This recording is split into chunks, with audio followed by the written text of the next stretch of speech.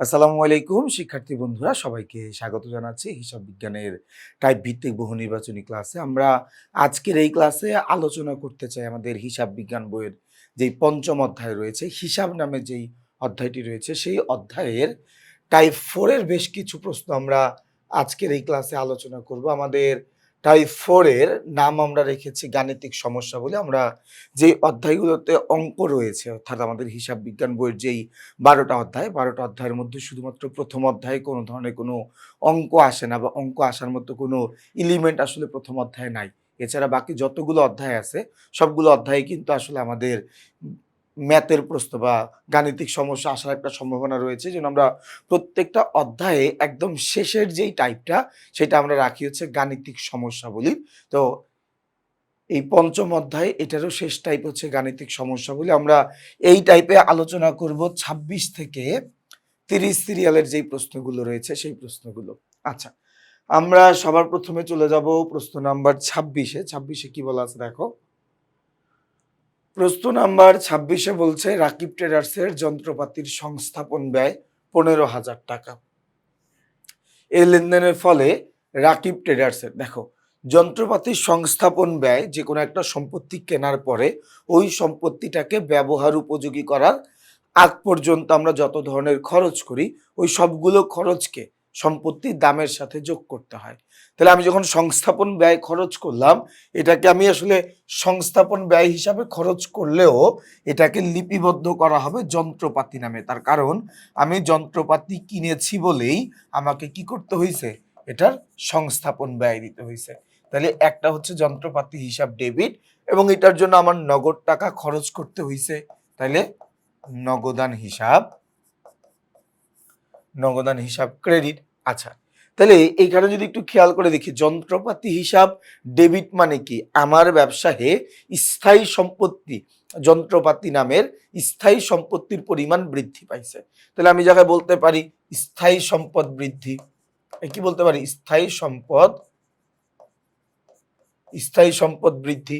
নগদ টাকার পরিমাণ কমে গেছে, নগদ একটা চলতি সম্পত্তি, তার মানে আমরা জায়গায় বলতে পারি চলতি সম্পদ হ্রাস। আমরা জায়গায় বলতে পারি কি, চলতি সম্পদ হ্রাস। কথাটা কি বুঝাইতে পারছি ভাইয়া? তাহলে একটু খেয়াল করে দেখো, আমার এই লেনদেনের ফলে ঘটনাটা কি ঘটতেছে? ঘটনা ঘটতেছে আমার একবার স্থায়ী সম্পত্তির পরিমাণ বাড়তেছে, আরেকবার আমার চলতি সম্পত্তির পরিমাণ কমতেছে। তাহলে উত্তর হচ্ছে 2 এবং 3। আচ্ছা, এই পর্যন্ত আমরা বুঝলাম। এর পরের প্রশ্নটায় আমরা যাব। এর পরের প্রশ্ন হচ্ছে আমাদের 27 ও 28-এর জন্য একটা উদ্দীপক পড়তে হবে। আমাদের উদ্দীপকে কি বলছে আমরা একটু দেখি। বলেছে যে এক্স ও ওয়াই দুইজন একই সাথে বন্ধু ও ব্যবসায়ী।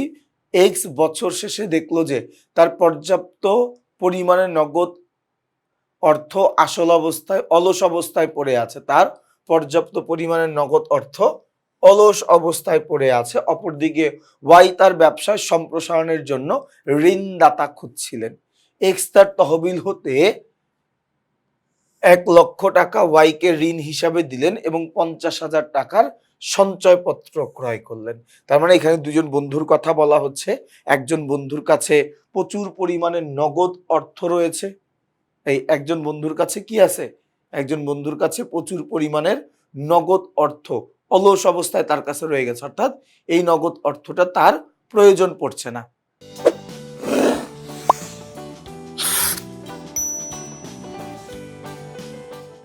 তাহলে এই দুই বন্ধুর কাহিনীটার সমাধানটা কি দেখো। যার কাছে টাকা আছে সে কি করছে, যার টাকা লাগবে তার কাছে টাকাটা বিনিয়োগ করে দিছে, তাই না? আচ্ছা, আমরা একটু দেখি ওয়াই কে ঋণ বাবদ প্রদত্ত নগদ অর্থ কোন হিসাবে লিপিবদ্ধ করা হবে। কি বলছে ভাইয়া? মিস্টার এক্স তিনি যে মিস্টার ওয়াই কে টাকা ধার দিল, এক্স ওয়াই কে টাকা ধার দিল। তাহলে আমি মনে করো মিস্টার এক্স, তুমি মনে করো মিস্টার ওয়াই। আমি তোমাকে টাকাটা ধার দিলাম, এটা তোমার জন্য কিন্তু একটা ঋণ, কিন্তু আমার জন্য কি, এটা বিনিয়োগ। আমি তোমাকে টাকাটা দিছি, ইনভেস্ট করছি তোমার ব্যবসায় বিনিয়োগ করছি আমি, তাই না? তাহলে এটা আমার জন্য কি একটা বিনিয়োগ, এই জন্য আমি এটা বিনিয়োগ হিসাবে লিখবো। ওকে, এক্স তার ঋণ বিনিয়োগ হিসাবে কত টাকা অন্তর্ভুক্ত করবে? এক্স তার ঋণ বিনিয়োগ হিসাবে কত টাকা অন্তর্ভুক্ত করবে? তার বিনিয়োগ হিসাবে কত টাকা অন্তর্ভুক্ত করবেন, তাই না? দেখো সে কি করছে, সে তার তহবিল হতে তার বন্ধুকে দিছে 1 লাখ টাকা ঋণ হিসাবে দিছে এবং 1,50,000 টাকার সে সঞ্চয়পত্র ক্রয় করছে। আমি একজন বিনিয়োগকারী হিসাবে আমি কাউকে টাকা ধার দিলে ওইটাও আমার জন্য বিনিয়োগ। আমি যদি কোনো সঞ্চয়পত্র বা অন্য কোনো বিনিয়োগ ক্ষেত্রে টাকাটা বিনিয়োগ করি ওইটাও কিন্তু কি আমার জন্য একটা বিনিয়োগ। তাহলে এই কাজটা কি, এটা আমার জন্য একটা বিনিয়োগ ছিল। 1 লাখ এবং 50,000 দুইটা যোগ করলে 1,50,000 টাকা। আচ্ছা, এরপর আমরা চলে যাব আমাদের 29 ও 30 নাম্বার প্রশ্ন। 29 ও 30 নাম্বার প্রশ্নে কি বলেছে? বলেছে নিচের উদ্দীপকটি পড়ে 29 ও 30 নম্বর প্রশ্নের উত্তর দাও। মিস্টার আলম তার ব্যবসায়ের পণ্য নগদে বিক্রয় করেন 53,000 টাকা, কর্মচারীর বেতন প্রদান করেন 4,000 টাকা, বুজলুর নিকট হতে পেলেন 2,000 টাকা এবং ব্যাংকে জমা দিলেন 1,500 টাকা। 29 নম্বর প্রশ্নে কি বলেছে ভাইয়া? 29 নম্বর প্রশ্ন বলেছে নগদে পণ্য বিক্রয় করার ক্ষেত্রে বিক্রয় হিসাব কোন ধরনের হিসাব? ভাইয়া নগদে পণ্য বিক্রয় করার ক্ষেত্রে বিক্রয় হিসাব এটা আমাদের কোন ধরনের হিসাব, তাই না? আমি কি করছি ভাই, আমি পণ্যটা বিক্রি করছি, তাই না? এখন পণ্যটা আমি নগদে বিক্রি করি, পণ্যটা আমি বাকিতে বিক্রি করি, আমি পণ্য বিক্রি করছি এবং পণ্য বিক্রয় এটা আমার জন্য একটা আয়। পণ্য বিক্রয় এটা আমার জন্য কি একটা আয়। আমি নগদে বিক্রি করলেও আয়, বাকিতে বিক্রি করলেও আয়, ব্যাংকের চেকের মাধ্যমে বিক্রি করলেও সেটা আমার জন্য একটা আয়। তো এটাকে আমি আয় হিসাবে লিপিবদ্ধ করব। এরপরে দেখো 30 নম্বর প্রশ্নে কি বলেছে? বলেছে মিস্টার আলমের প্রদত্ত বেতনের ক্ষেত্রে বেতন হিসাব একটি। মিস্টার আলম তিনি বেতন প্রদান করছে, বলছে কর্মচারীর বেতন প্রদান 4,000 টাকা। কর্মচারীর বেতন প্রদান কত টাকা? 4,000 টাকা। এই যে আমি বেতন দিলাম বা মিস্টার আলম সে যে বেতন দিল, এটা কি তার প্রতিষ্ঠানের জন্য একটা ব্যয় না? বেতন এটা একটা ব্যয়বাচক লেনদেন। তা আমি যেহেতু বেতন দিয়েছি তার মানে ব্যয়টা আমার তরফ থেকে সংগঠিত হয়েছে। তাহলে এখানে কি হবে?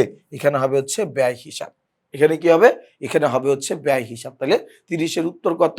30-এর উত্তর হচ্ছে গ। 30-এর উত্তর কত? উত্তর হচ্ছে গ। আচ্ছা, আর কোনো প্রশ্ন নাই? তাহলে দেখো ভাই আমরা আসলে পঞ্চম অধ্যায়ে খুব একটা প্রশ্ন যে আসে আমাদের এসএসসি পরীক্ষায় ব্যাপারটা এমন না, খুবই অল্প কিছু প্রশ্ন আসে এবং যেই প্রশ্নগুলোই পরীক্ষাতে আসে আমরা ওই প্রশ্নগুলোই বিভিন্ন টাইপে ভাগ করেছি।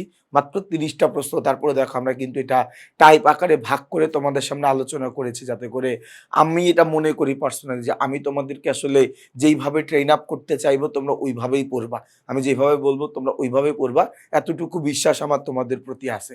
এই জন্য আমি টাইপ আকারে ভাগ করে দিয়ে প্রতিটা টাইপের যে বেসিক ওটা কিন্তু আমরা এমসিকিউ আলোচনা করতে করতে আলোচনা করেছি, যে কারণে আমার কাছে মনে হয় যে এই টাইপগুলো থেকে যে কোনো প্রশ্ন আসলেই তোমাদের পক্ষে অ্যান্সার করাটা অনেক বেশি সহজ হয়ে যাবে যদি তোমরা এই ক্লাসটা রেগুলার করে থাকো, যদি বইটা মনোযোগ দিয়ে পড়ে থাকো। ইনশাল্লাহ তোমাদের সাথে আমার পরবর্তী ক্লাসে আবার দেখা হবে। সেই পর্যন্ত সবাই ভালো থাকবা, সুস্থ থাকবা, আমার জন্য বেশি বেশি করে দোয়া করবা। আসসালামু আলাইকুম।